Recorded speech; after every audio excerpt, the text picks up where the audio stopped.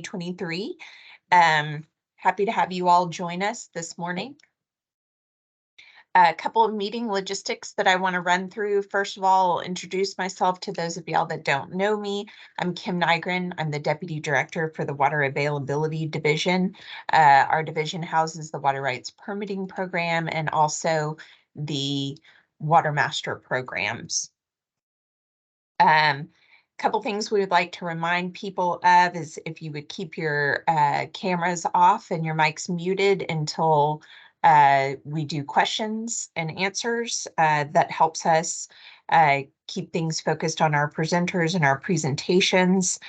We are going to take a pause at the end of each presentation this morning and let y'all ask questions about that presentation. And then at the end, we will have an opportunity for you all to circle back and ask any other questions you have or follow-up questions from the presentations. We're going to start this morning with Brooke McGregor going over our agenda for the meeting today. And Brooke, if you'd like to go ahead and do that. Thanks. Sure thing. Good morning, y'all. Yeah, so I'll just go over the agenda briefly. I'll turn it back over to Kim after this to give us some general program updates, and then Dr. Alexander will be providing us some technical information as well as the legal update. Ruth Takita is dealing with some legal things. She's in a deposition right now, so she was unable to join us. And then over to Bert for the water rights permitting and availability section update, and Pepe will give the water master update. And then, like Kim said, we'll have Q&A after every sort of agenda item, but then we'll have kind of one at the very end for everybody. So back to you, Kim. All right, thanks, Brooke. General update for the division. A couple things I'll go ahead and point out are some staff moves that we've had within the division since our last Water Rights Advisory Work Group meeting. The first is that Brooke McGregor has moved up to help us with things as at the division level as a policy and technical analyst. Her position, the section manager position for our water rights permitting program, has been filled by Bert Galvan, and Bert will be presenting later this morning. So those of y'all that don't already know Bert, he's been in our program for a while, so a lot of people know him, but if you don't know him, you'll get to see him and be introduced to him later in the presentation today. General updates that I have not covered by some of the presenters today are going to be related to our sunset review and a legislative update for us. We have a number of agency level initiatives that are a result of our sunset review and the associated legislation. Those primarily focus on making information available on our website, improving our website usability, and in particular, information that we're looking to make available on our websites are permit applications. Now, Water Rights is ahead there in that we've had our permit applications online for some time now. That's going to continue to look like it does right now. For a while, the agency's just at the beginning of talking about how they're going to go about making those permit applications available online. So right now, I don't anticipate any changes to what you see in the water rights program. If that comes about with time, we'll be letting you know that if and when it does. Like I said, right now, I'm definitely not expecting that in the short term, and I don't know that I expect it in the long term. But on that topic, we are really going to be taking a hard look at the information we have available on our website and how we make permit application information available for other programs. So if y'all have got feedback specific to water rights on that, I am happy for y'all to reach out to me. You can call me or reach out to me via email, and I'll have Brooke post that information in the chat so you've got it available and you know how to reach out. but I'd be happy to have any suggestions, so that we can consider those as we look at those sunset implementation items. We have a couple of items that are specific to water rights, uh, dealing with e-flows and WAMs, and Kathy's going to talk about those later during her presentation. Other legislative implementation, the only bill we have that uh, was specific to water rights was House Bill 2460, and that was WAM updates for the Guadalupe, Lavaca, Nueces, San Antonio, San Jacinto, and Trinity River basins. That bill did pass, but funding was not included in the general appropriations bill, and the bill talks about TCEQ having discretion on the update based on whether we have funding to supply if we're not appropriated money specifically for that purpose.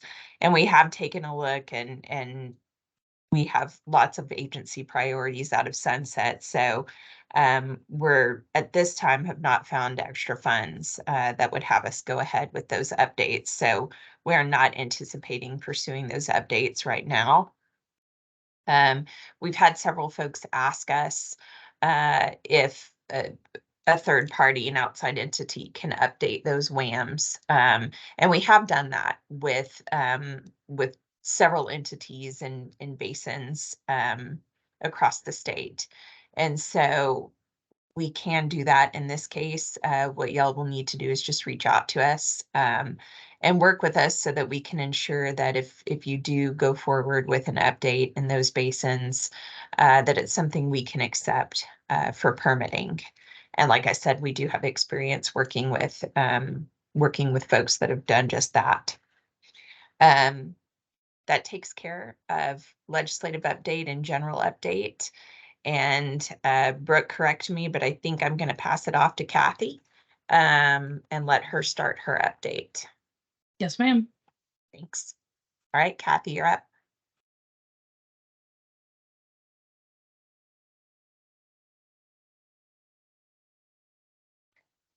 Good morning, everyone. I'm going to give a brief update on two of the reports that we're going to be producing out of our sunset process.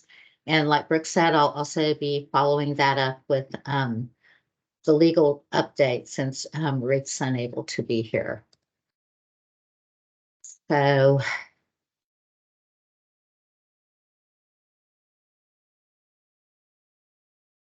let's get started.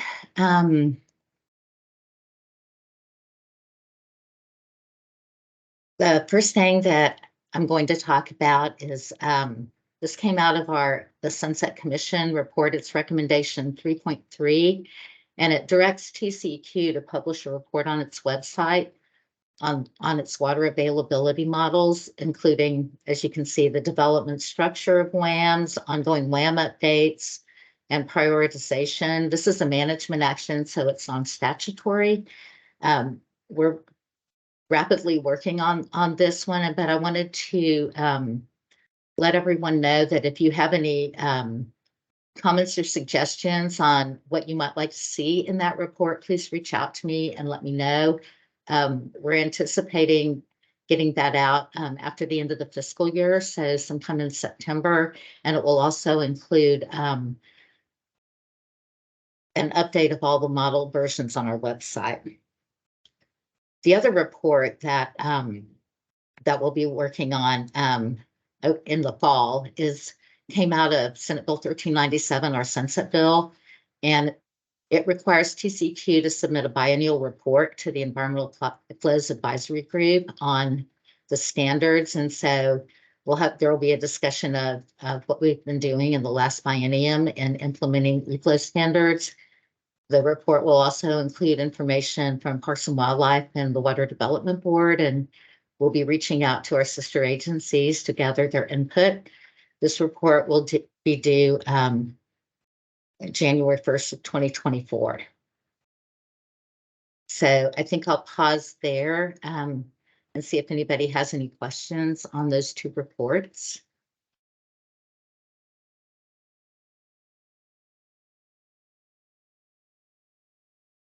Okay, hearing none. Hold gonna on, move Kathy. Sorry, I have to figure out how to unmute everybody. Okay, Just 1 second. Sorry, y'all. All right. There we go. okay. So does Just anybody have give it any a second. Yeah. questions on those reports?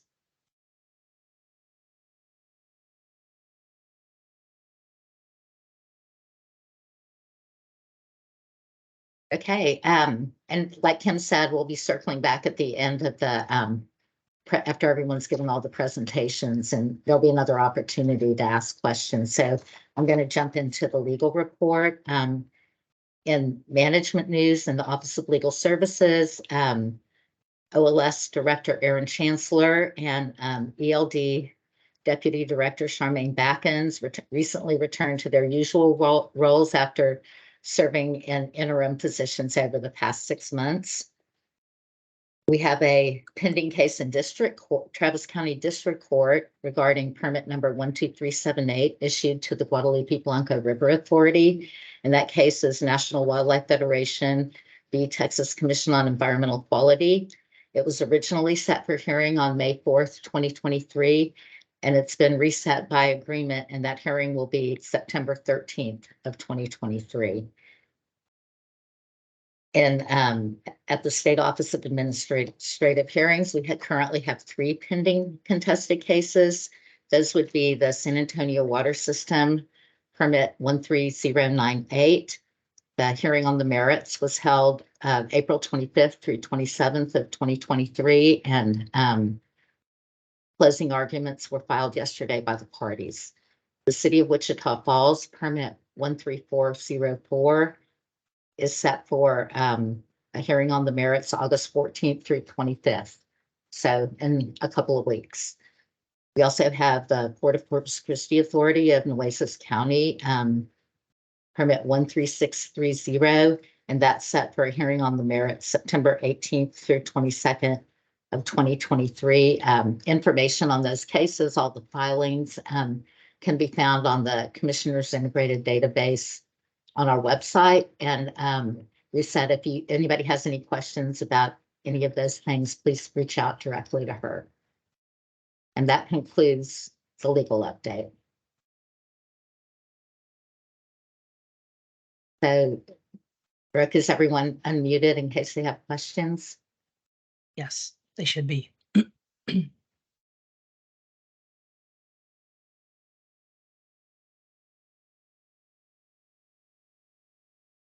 Okay. All right. Thank you, everybody. I guess I'll turn it back to you, Brooke, to tee up the next person. Okay. Yep. Next up, we have Bert Galvan here to give us a water rights permitting and availability section update.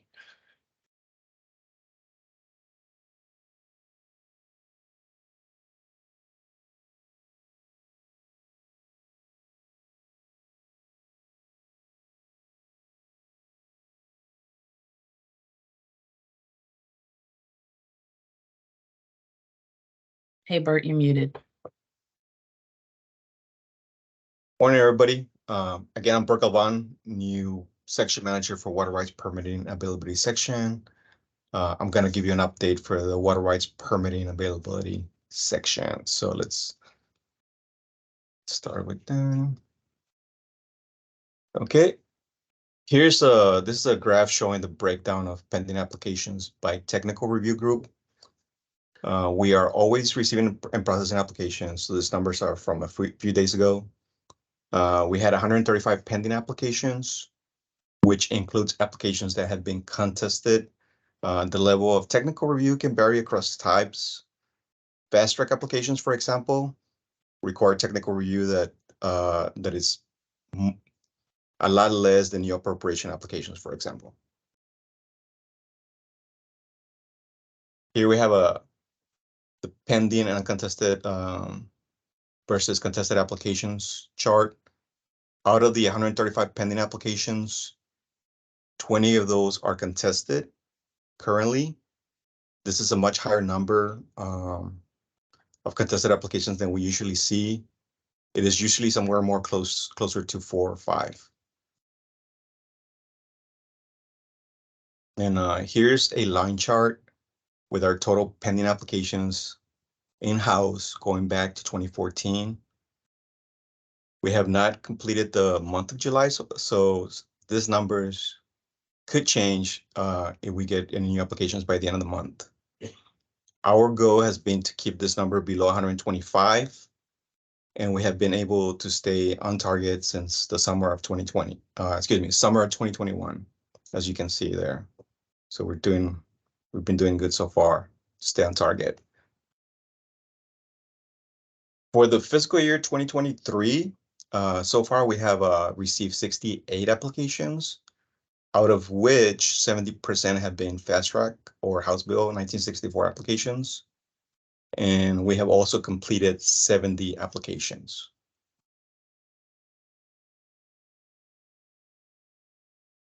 Looking at our target to get all applications administratively complete within 90 days from the date of receipt for the fiscal year so far, we continue to work with the applicants during pre-application meetings to provide feedback with the goal of receiving an administrative complete applications upon the formal submittal. And so just as a reminder, pre-application meetings are required. So feel free to reach out to me, or my team, to our section, when you're ready to submit the request to schedule the pre-application meeting. For House Bill 1964 applications, our target is to process them from the date of receipt to completion within a period of 90 days.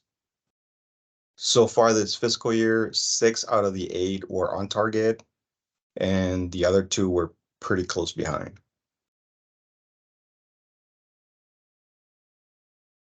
For fast track applications, our target is 300 days to issue the applications from the date of receipt.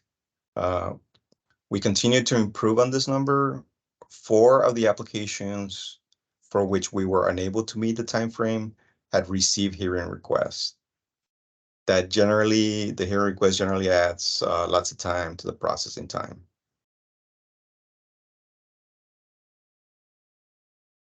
This is my last slide for the numbers, and for change of ownerships, we have a target of 90 days to process them from the date of receipt, and we've been doing pretty good there. Our on-target totals for this fiscal year so far is over 90%. And then lastly, I want to give some staffing updates. Since our last meeting, we have a few new members that have joined our section. Natalie Montes, aquatic scientist, has joined our research protection team. Jeremy Walkerly is a new project manager for the water rights permitting team. And then we have 3 new staff for the water rights compliance and assurance team. We have Anthony Armendariz, Amy McKellar, and Ariel Black. Additionally, we currently have 3 vacancies, 2 hydrology positions with the surface water availability team and the team leader for the water rights compliance and assurance team. We hope to get all these vacancies filled up in the next couple of months. So that's my update. Here's my contact information. And I'm open for questions.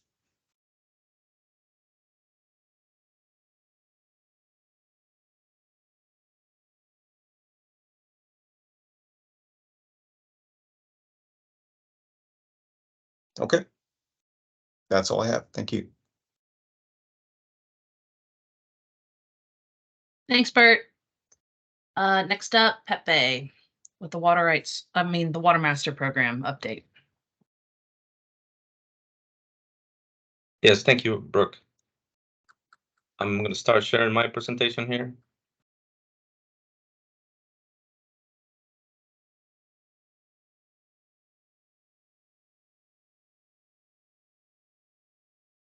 Okay, good morning. Thank you for the opportunity to share an update on our Water Master operations.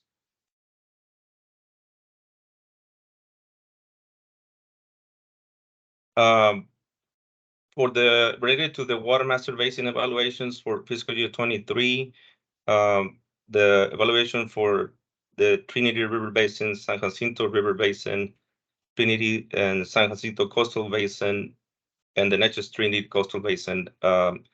We have concluded stakeholder meetings in June, as well as the comment period. Findings and recommendations will be presented to the commissioners on September 6th at agenda session.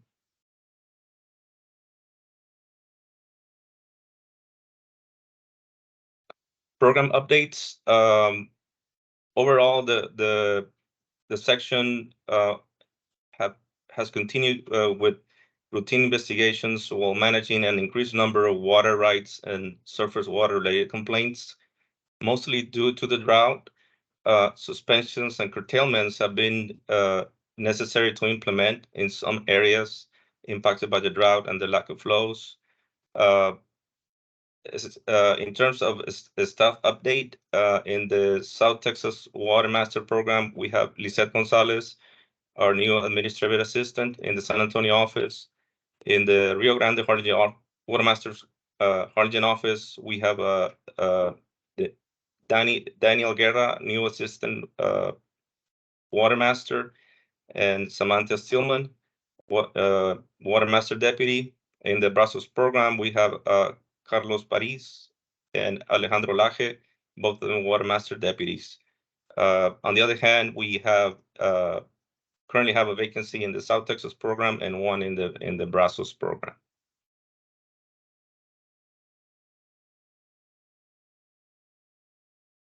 This slide shows the drought monitor as of July 25. As you all can see, drought continues to be present practically in all of the water master areas, being the South Texas Water Master Program the most impacted in multiple central Texas counties, followed by the Brazos Water Master Program.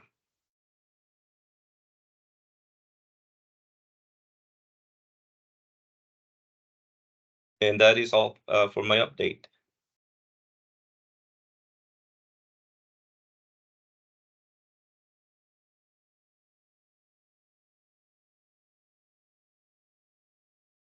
All right, thanks, Pepe. And if any of y'all are trying to speak and it's not working, just drop something in the chats.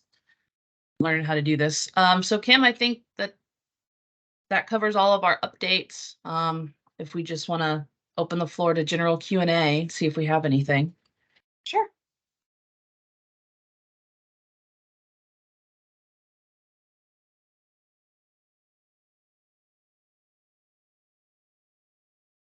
Quiet meeting today. We'll give people a few minutes and then we'll make last call.